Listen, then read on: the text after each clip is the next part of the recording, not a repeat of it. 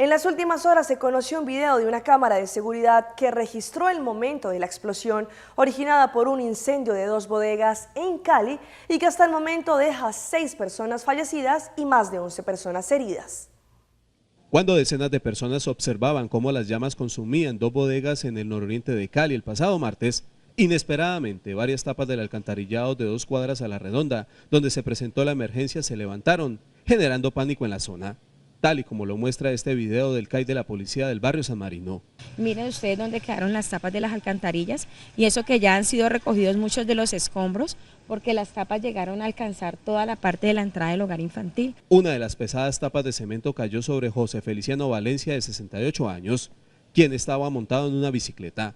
Valencia alcanzó a ser llevado a una clínica del norte de Cali, pero horas después murió. Él estaba allí parado y la tapa le golpeó la cabeza. La acumulación de gases tóxicos, producto de la conflagración que se filtró por la red del alcantarillado del área, provocó, según los expertos, explosiones internas. En las alcantarillas hay un gas que es inflamable, producto de una descomposición orgánica, y al encontrar un punto de ignición, que lo más probable haya sido algún residuo de líquido que haya caído incendiado a estas recámaras, haya generado la explosión. Entre tanto, 11 personas heridas por el incendio aún se encuentran en el Hospital Universitario del Valle. 4 están en la unidad de cuidados intensivos.